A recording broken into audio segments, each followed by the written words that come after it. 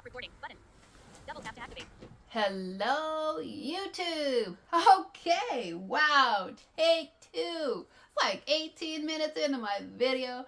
My phone stopped recording.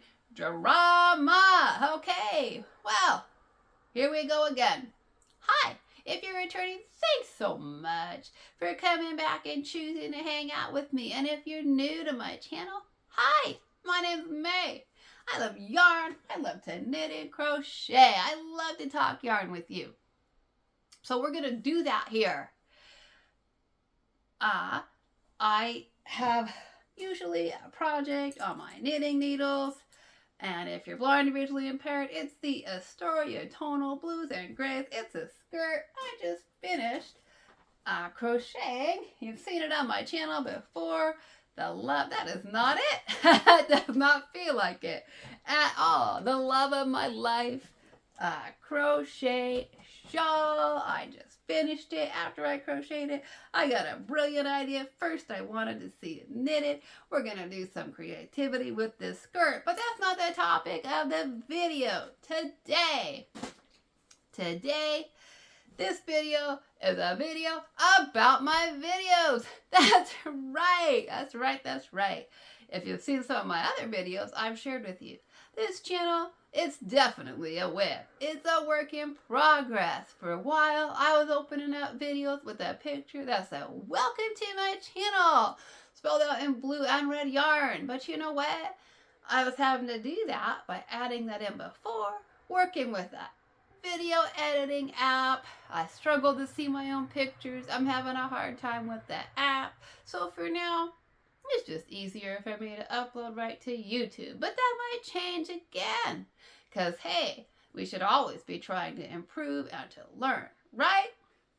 So I know that there are thousands of YouTube channels out there that talk about yarn and knitting and crochet, and I love that. I'm so excited to see so many people that are into yarn, that are exploring and discovering and enjoying the art and the craft of knitting and crochet. That's exciting to me. Now I know that some people are just here for the yarn talk, right? That's it, and that's totally cool. If you don't want to hear about the disability stuff, the cooking, how I do life stuff, that's totally fine. I get it. Your time is valuable. If you're not interested, that doesn't offend me. That doesn't bother me at all.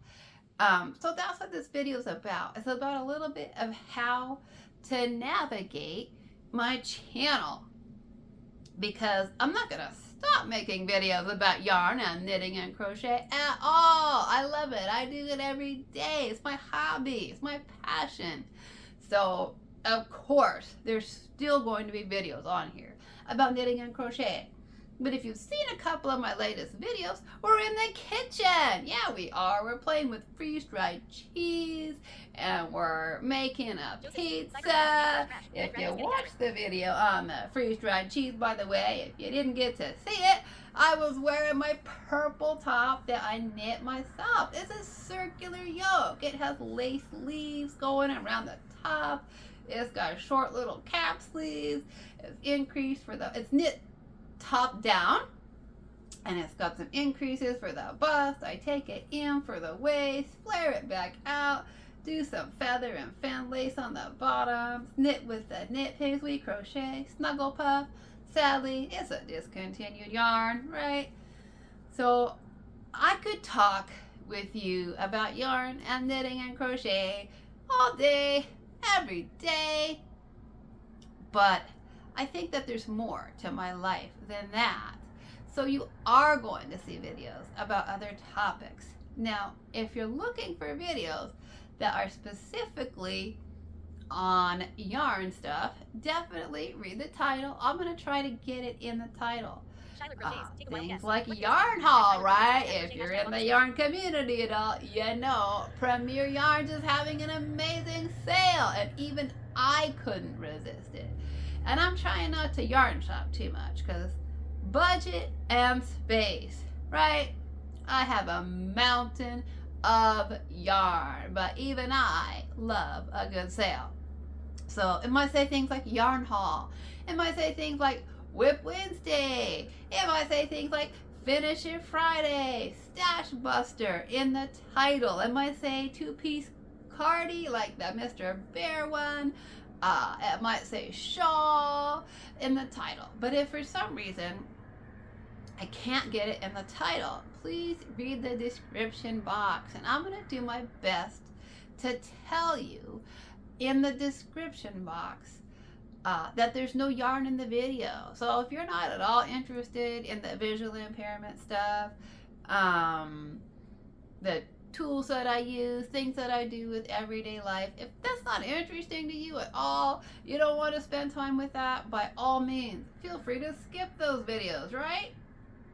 That doesn't bother me. Now, I think it's important to talk about knitting and crochet and disabilities and accessibility. That's really important to me.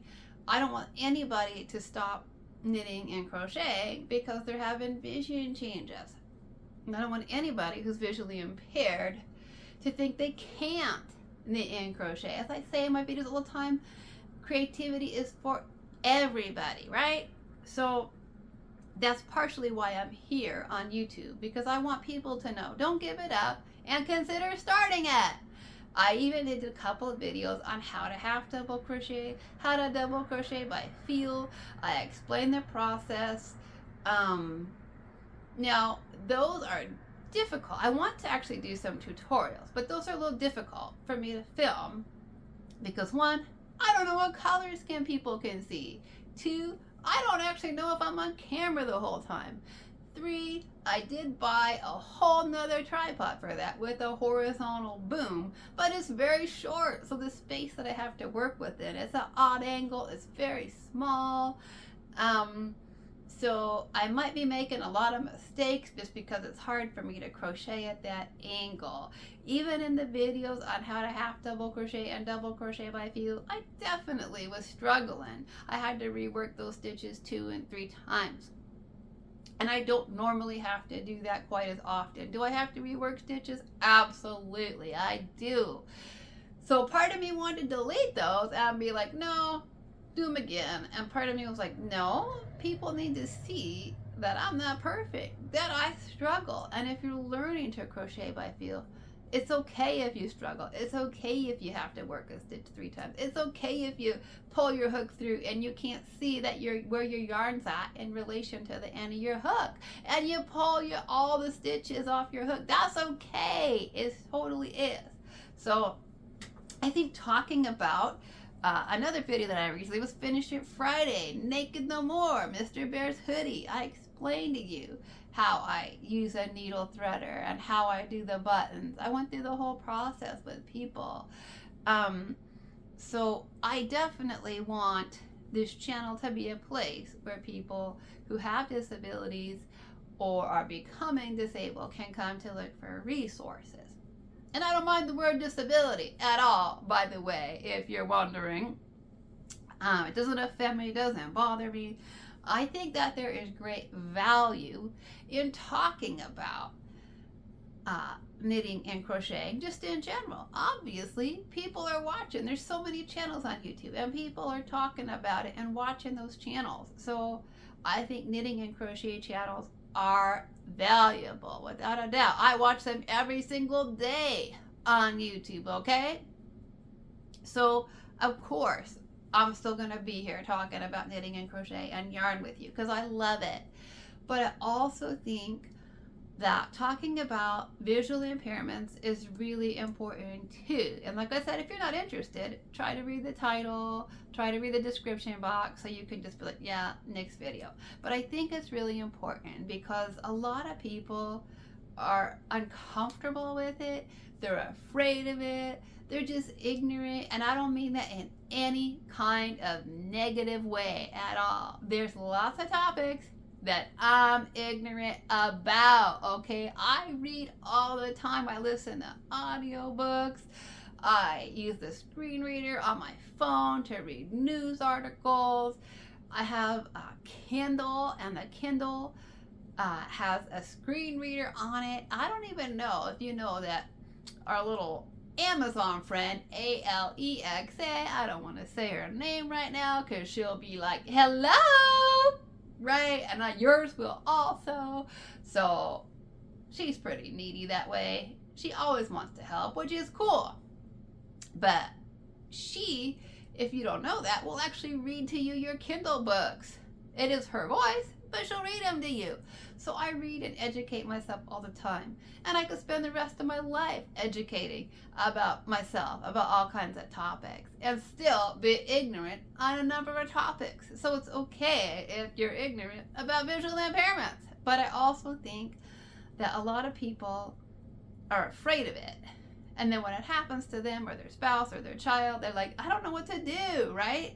So I think that there's value in talking about it on my channel so that people aren't afraid of it. So that if it happens to them or somebody they love, they're not afraid. They know what to do. Adjustment and reactions to visual impairment are varied. Some people, it's like, boom, no problem. I made a video on my knitting journey about the woman who taught me how to knit. I met her through the Oregon Commission for the Blind when I was training to be in Portland to Coast, the world's longest walking relay, and the first team of blind and visually impaired people to participate in that. And I'm going to make a whole video just on that. So if you're here for knitting and crochet, you're not going to be interested probably in that video. And I'm going to try to put it in the title, Portland to Coast, first team of blind and visually impaired people.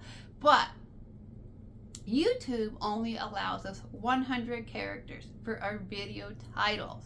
So if I can't get everything in the title that I want, check the description box so that I can say something like, sorry, there's no yarn in this video, okay? So that you don't watch that if you're not interested in that. But when I was training for that, I met that woman who was my guide because her husband was going blind. And he was just like, you know what? He went to the Oregon Commission for the Blind and it was just like, you know what? I just want to learn how to use my computer and get back to work. And that's a great response to becoming blind. That's great. You know, I want to learn how to use my computer and work. Boom. That's it. Very practical, very solution focused. But not everybody's experience is that way. Some people lose their eyesight through traumatically. Suddenly, I have friends who've lost their eyesight due to gunshot wounds to the head, due to car accidents. There's a man who lost his eyesight because he was attacked by a grizzly bear. He wrote a whole book on it. It's his memoir. I can't remember the name of it. If I did, I'd tell you. But people lose their eyesight in the military. And of course, some people lose their eyesight gradually from progressive conditions. My visual impairment's progressive. I was born legally blind. I've always been visually impaired, but my vision has changed and deteriorated, and it fluctuates all the time. If you want all the details on my visual impairment, I encourage you to watch my first video called Introduction, where I tell you my diagnosis. I'm completely colorblind. I'm blind in the day, which is why I film in a dark room at night. I'm blinded by light, so I go into all the details on that. So some people have progressive and very slow vision losses. Some days I can't see at all in the daytime. Other days I can still read really large print if I magnify it and make it big. And I can do it for only short periods of time, but I can do it. So people's vision is very much visual impairments. There's a whole spectrum, but people's reactions are very different. Some are very practical, like that man. Other people, when they're in the hospital because they just had a trauma, they're literally suicidal. I've heard more than one person say that when they find out they're blind in the hospital, that they'd rather be dead. And that's sad to me. And of course, you know, they live to tell their tale and they say, yeah, I adjusted. But that's literally some people's initial reaction is, I'd rather be dead. I don't want to live this way. And some people struggle just to do everyday life. They struggle with how to feed themselves, how to dress themselves, how to brush their teeth and take a shower, things that they maybe have done for 60 or 70 years with sight. And now all of a sudden that overwhelms them. As I've lost more sight, I struggled with just putting toothpaste on my toothbrush, and I used, partially by feel, partially with my eyes for most of my life. As my eyesight deteriorated, that gets harder for me. Now I definitely miss the toothbrush more. I have to check in my mouth, feel it. Did I get it? Sometimes there's no toothpaste on there at all, and I'm like, I've been doing this my whole life.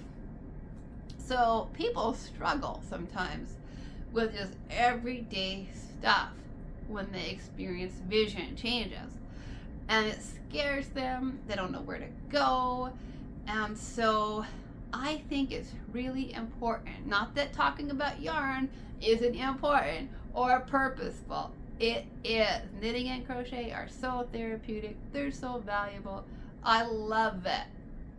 So I'm not saying that's not valuable or purposeful, but what I am saying is that on my channel, you're also going to find videos. I talk about tools that I use, like the talking thermometer and the video where I say, let's make a pizza. See, if you're interested in yarn and you see a video that says, let's make a pizza with freeze-dried cheese, if you're not interested, just skip it. That doesn't offend me at all.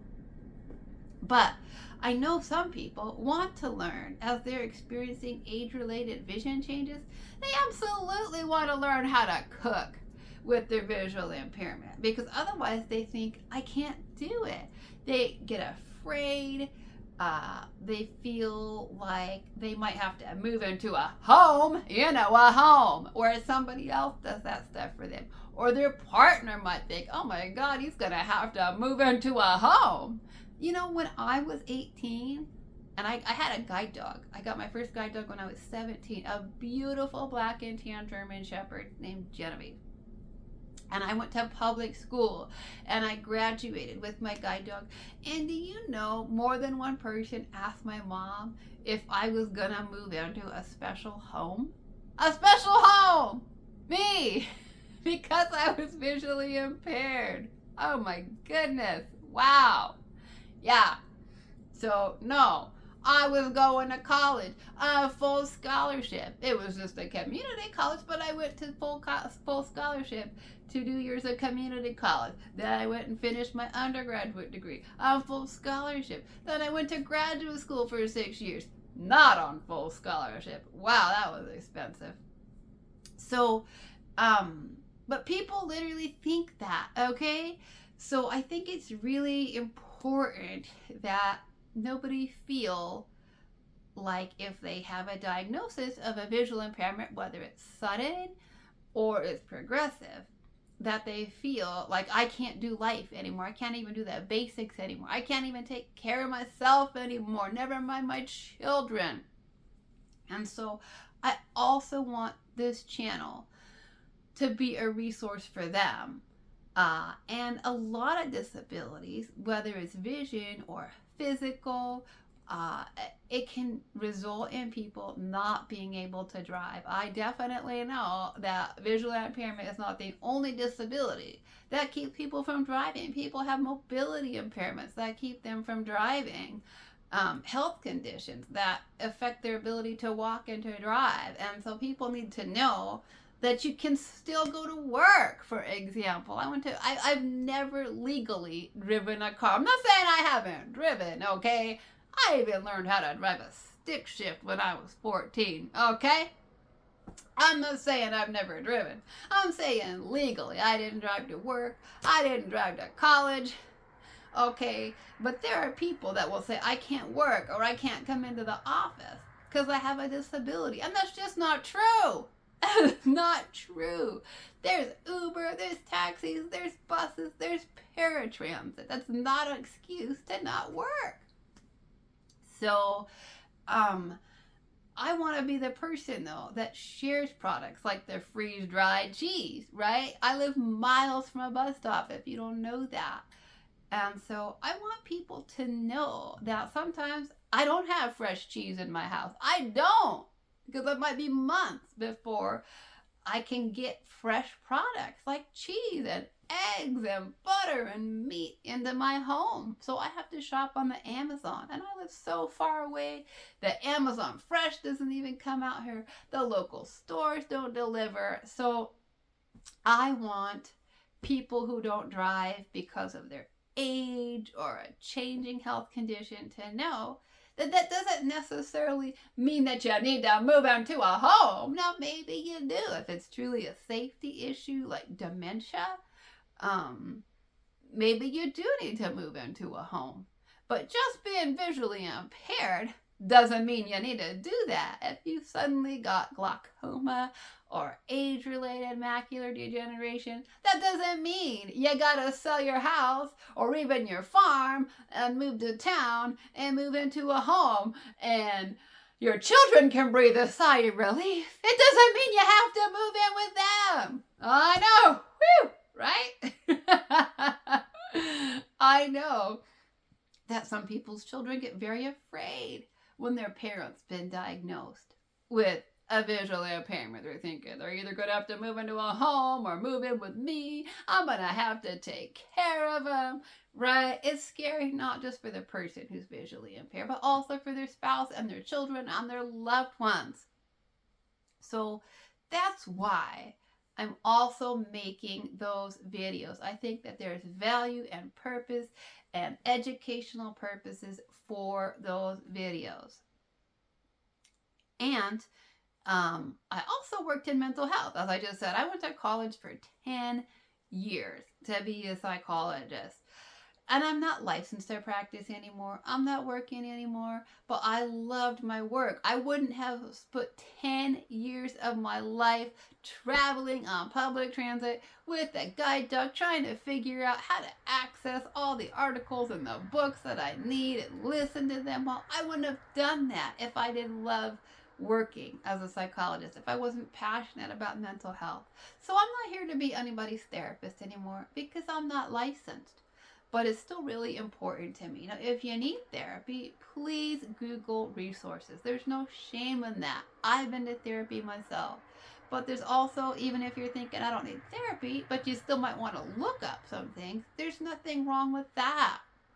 Whether it's disability related or related to relationships or jobs or life, there's nothing wrong with that. But mental health problems can come with a new disability. I know that when some people become visually impaired, they do experience depression, anxiety, fear of leaving the house. If it's a trauma, they might have PTSD. So there's no shame in getting therapy. There's also no shame in just trying to find books to read, finding online resources. But I'm passionate about mental health too. So you might also see some videos on that, on some self-help. I do want to make a video on Portland and Coast. So if you're not interested in those things, definitely check the description box if I can't get it in the title. If you're like, I'm only here for yarn, period. Check the title. Look for things like Whip Wednesday, Finish It Friday, Stash Buster. Those things are gonna be in the video titles about yarn, okay? Or we'll say like the video about his sweater when I was making it. It said 2-piece cardi or hat set. It'll say shawl, possibly the name of the project. But if it's not and you're not sure, just check the description box. I'm really gonna try hard to put, sorry, no yarn in this video so you can move along. But I do feel like mental health is important. I think that helping people to understand that I worked, that you can still work visually impaired, you can still work with a disability, and I also, just like many other people, my very first jobs were babysitting. Yeah, I did. I babysat, and people even requested that I babysit their children. I don't know, but they did. They did. So, and I did it. And a lot of people can't imagine that. People even think, how can you take care of children? I know blind people who've had CPS called on them simply because they were blind. That is it. A neighbor sees them, calls in Child Protective Services because they're blind. They have a white cane or a guide dog and a child, and that baffles people's minds. So I'm really here to address those things and to say you can raise children, you can babysit because I did it. I don't want anybody to feel like those things in everyday life are off limit to them. So knitting and crochet, You can do that with the visual impairment. But you can also cook. You can also go to college. You can also work. You can also babysit. You can do so many things. So that's really what the purpose of the channel is. I know that some people are probably wondering, like, what's this channel all about, right? One day this lady's knitting, and one day she's crocheting, one day she's talking about yarn, one day she's talking about freeze-dried cheese, one day she's talking about her Amazon package, right? It seems a little all over the place. And some people probably say, I shouldn't do that. And maybe I shouldn't do that. Because I know I'll grow more if I have sort of a niche, right? Because people are going to come here for the yarn, and then they're going to leave because they don't care about the disability stuff. Some people just want the disability stuff. They don't want the yarn stuff. Is this more of like a vlog? Probably, which so, that might not be as appealing to as many people. But I just hope that the people who need it find it, right? If the video that I made, a video on the buttons show talking about the needle threader is called Finish It Friday, Naked No More. Mr. Bear is naked no more. He got a sweater. Okay, I talk about the buttons with the visual impairment, the needle threader, the process of how I did that. Because some people truly don't know how you do that with the visual impairment. And if that just helps one person, it was totally worth it for me to make that video. It is. So you're going to find a variety of topics, and that might not be, part of me is like, no, stay focused on yarn, stay focused on knitting, stay focused on crochet, because YouTube struggles to figure out what to do with me, right? Who to promote it with. Everybody's YouTube feed is tailored to them. Did you know that? No YouTube feed is going to be the same. You might have somebody with all knitting and crochet. It might be knitting and news. It might be some podcasts. It might be disability stuff. It might be music. It might be movies. It might be religious and church services. People have so many different interests that everybody's YouTube feed is going to be based off of what you're watching. What you watch is what YouTube feeds you, right? It's like feeding your kids sometimes. You're like, this is what they like. That's easy, right? They eat it. That's what sometimes during the week, nutrition's important, but you're like, I'm exhausted. I worked all day. I got things to do. I just want them to eat what they like. Right? That's what YouTube's like with us, but the algorithm's like, you like this? I'm going to feed you some more of it. So I know that when I'm all over the place, it makes it a little bit hard for YouTube to figure out what to do with me. So it's probably not helping my channel any. So part of me was like, just talk about yarn only. So YouTube will know what to do with you. So people who love yarn will find you.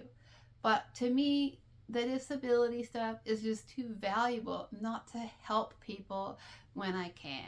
I went into mental health to work as a psychologist because I had a passion in me to help other people, and I still want to do that. So that's what I'm doing here. So if I can help anybody with those issues by helping to educate, helping them, give them knowledge so that they're not afraid when their eyesight deteriorates. I live near a train track, if you have never noticed that before.